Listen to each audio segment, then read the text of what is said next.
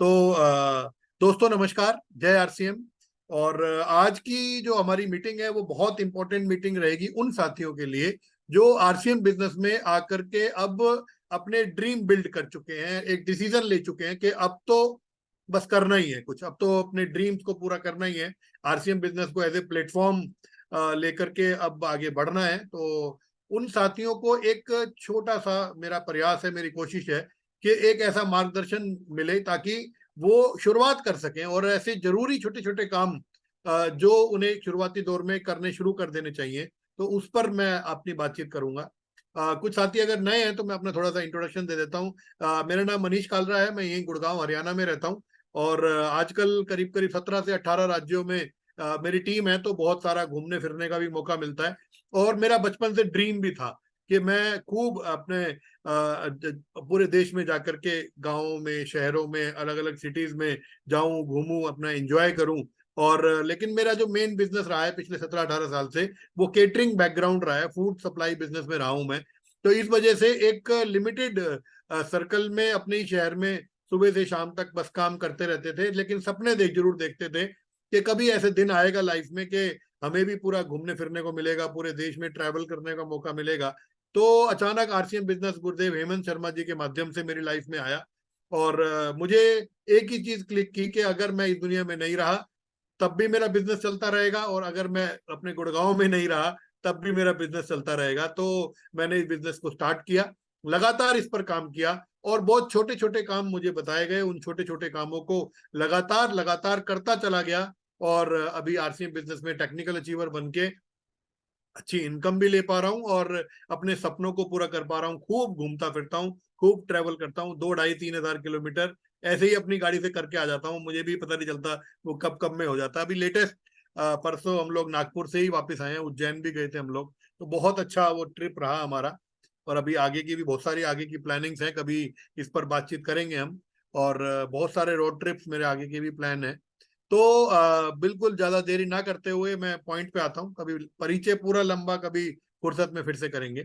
तो आज की जो मीटिंग है, जैसे मैंने बताया, नए साथियों के लिए है। तो आपका सभी साथियों का आरसीएम परिवार में स्वागत है।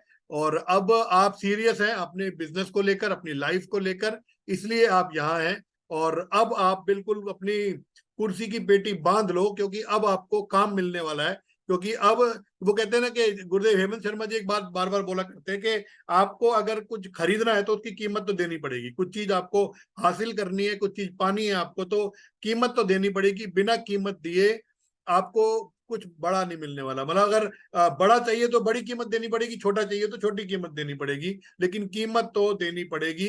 तो अब आपने जब तैयार हो ही गए कि अब तो आरसीएम में धूम मचानी है, अपने सपनों को पूरा करना है, तो अब बस रेडी हो जाएं, आप तैयार हो जाएं।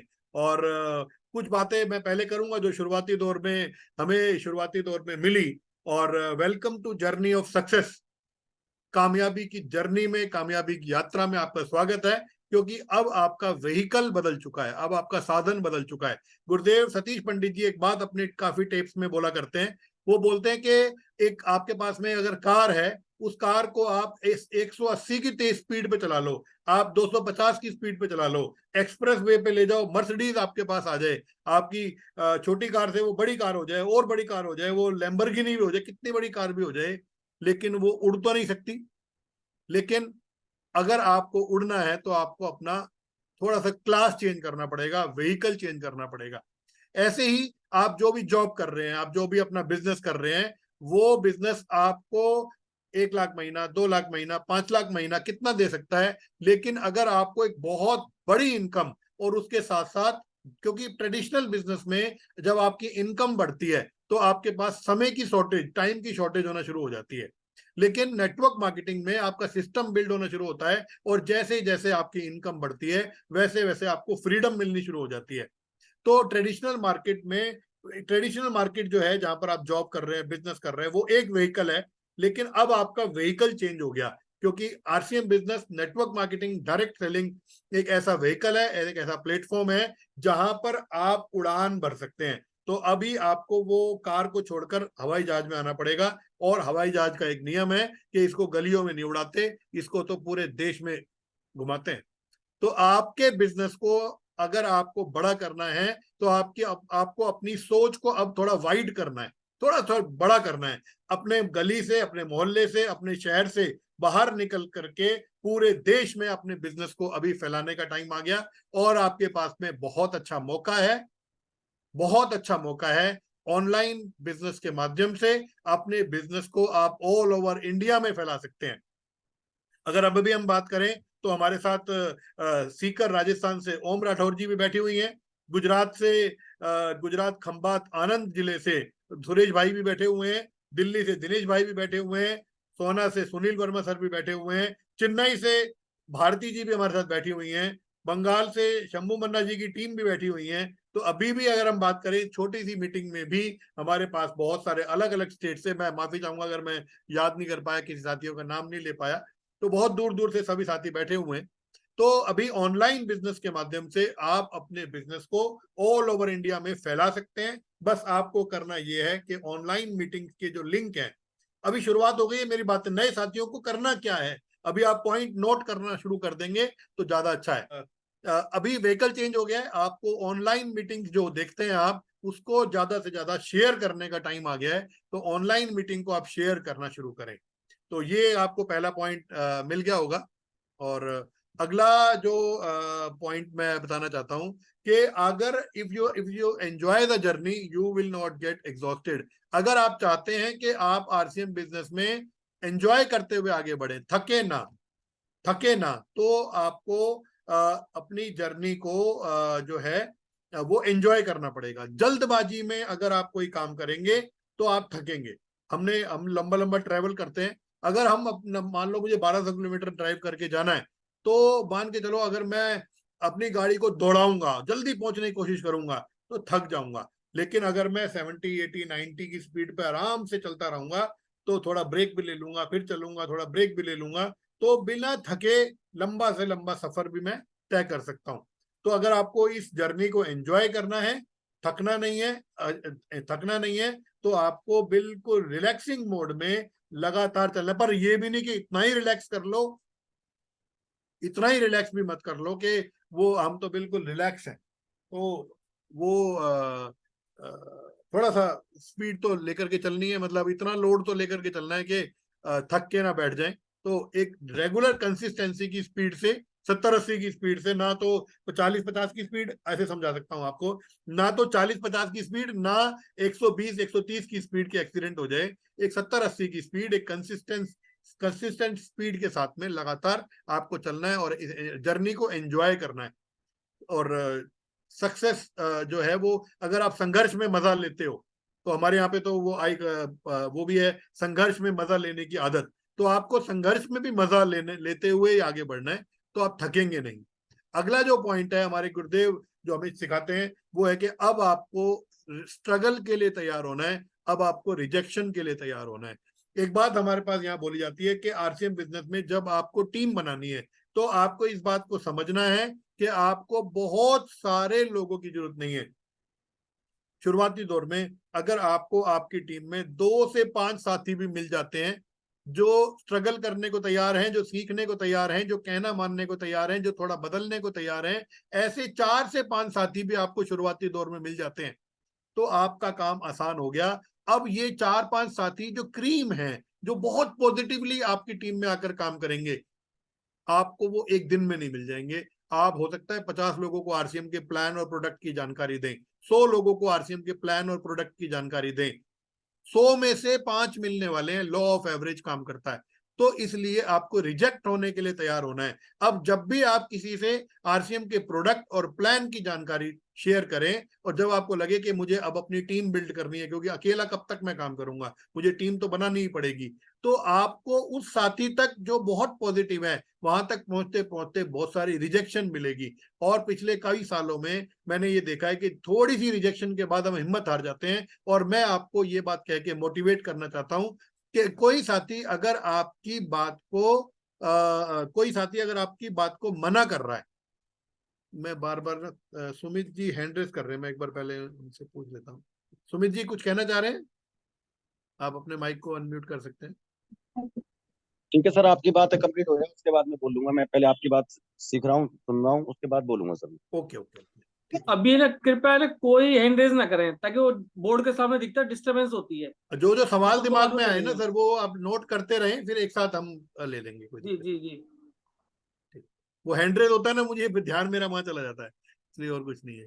तो मैं मैंने इसको भी हैंड थोड़ा रेज सा, डाउन कर दिए सारे। हाँ कोई नहीं कोई नहीं, ठीक हाँ है। बस। तो जो जो आपके मन में बात आ रही है वो पॉइंट नोट कर लें आप, फिर आराम से हम बातचीत भी करेंगे उसके ऊपर, हमारे पास पूरा टाइम है, कोई दिक्कत नहीं है। तो आपको अब स्ट्रगल के लिए तैयार रहना है। स्ट्रगल कुछ नहीं है यहाँ पर रिजेक्शन के लिए आपको तैयार रहना है। तो रिजेक्शन, जब रिजेक्ट होते होते ही हमें वो साथी मिलेगा जिसकी हमें एक्चुअली तलाश है।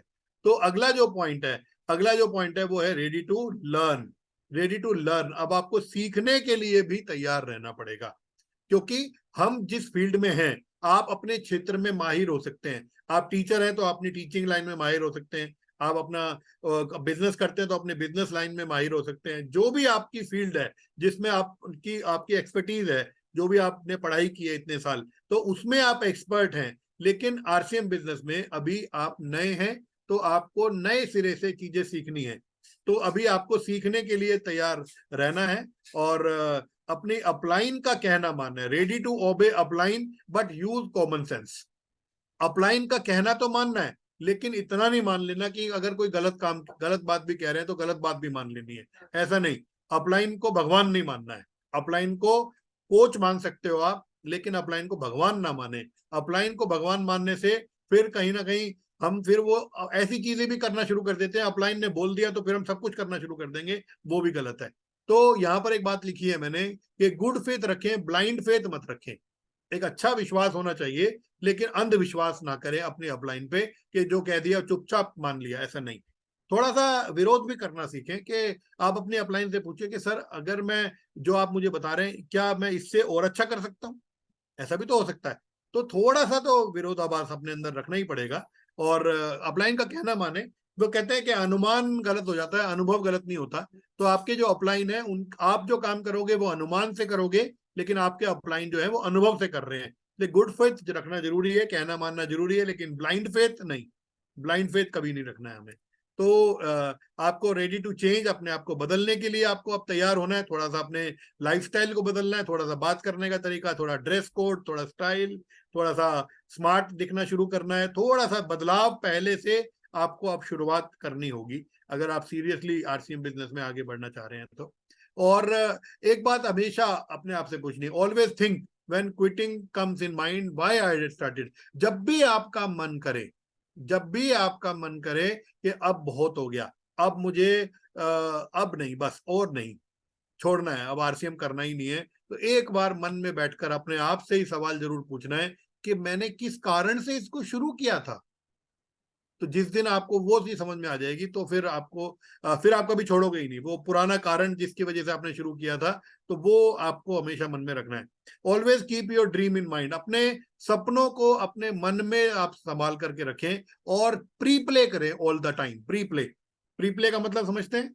हमारे सर हमें सिखाते थे, एक होता है रीप्ले, एक होता है प्री प्ले। रीप्ले क्या होता है? जैसे हम पहले जमाने में वीडियो होते थे, वो वीडियो होते थे तो हम रिवाइंड कर लेते थे। पिक्चर देखी, अच्छी लगी तो फिर से रिवाइंड करके फिर से देख रहे हैं, तो वो तो हो गया रीप्ले।